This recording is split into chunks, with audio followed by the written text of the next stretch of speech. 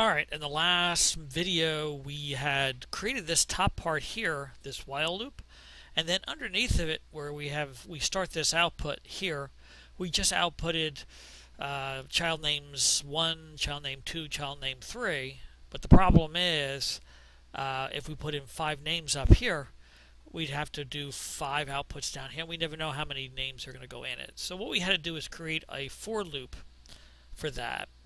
And we already coded that out, and this is how it looks when it's flow charted. And this thing's being a pain in the neck trying to keep this up. So it's not the most perfect software, but it works. Alright, so what happens after we finish putting the names of the children in? And it comes down here, and I just have this little output that says ready to output, just so that we can see where it's showing up over here. Then we're going to create another counter called name count. And we're going to put a 0 in there. And that's simple. It's just like we had in our for loop in our JavaScript where we said for name count equals 0. That's what this is doing right here. All right, then we're going to go and step into the loop. And we're going to go ahead and increment the counter. It's going to see if the counter is greater than the number of position elements in the array. And if this is true, it stops. If it's false, it's out. So it's a little bit backwards from the for loop where we did if it's true, it stays in. So that's why this is backwards. It's not less than, it's greater than or equal to in order for it to keep passing in as long as it stays no. In the no portion, what we're going to do is output the position of the name counter and the child name that's coming out. And it's going to go around, and it's going to increment the counter again. It's going to go ahead and evaluate that to see if how many names, how many elements we have, and then just keep on going around until they're all done. Then we're going to have this little one on the out here. So let's go ahead and let's run this and see what happens. All right, so I'm going to go ahead and hit the play button.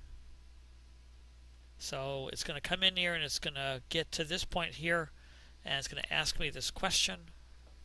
And that is Tom. Alright, and now it's going to come down here and ask me this question again. And I'm going to say, well, ask me this question. Do I want to go around again and add another name? Alright, it's going to come around now and ask me this. So now it's gone around, as long as it keeps saying no. Alright, and then what is the name? And next name is Bob. And then it's going to come around and ask me now if there's another name.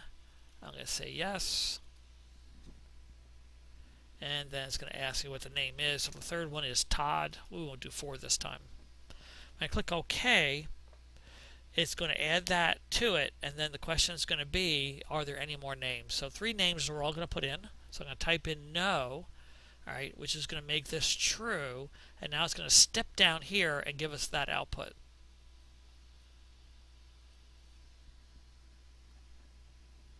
Alright, the output's going to show up over here. And now we're going to run down to the bottom here, and you can see that it keeps jumping back and forth.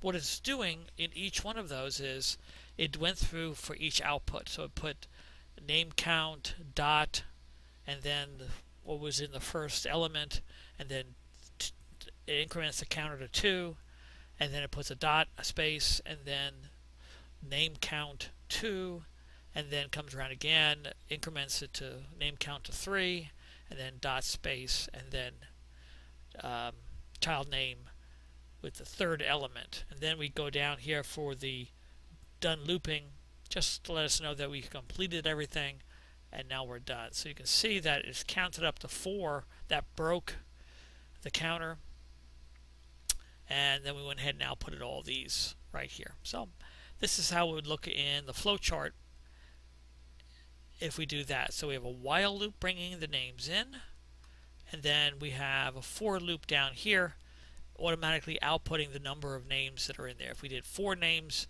we ended up with 4 names over here. So this is all how we do it when we don't know how many things are coming in. We just put as many as they are and then output as many as there happen to be inside that. All right.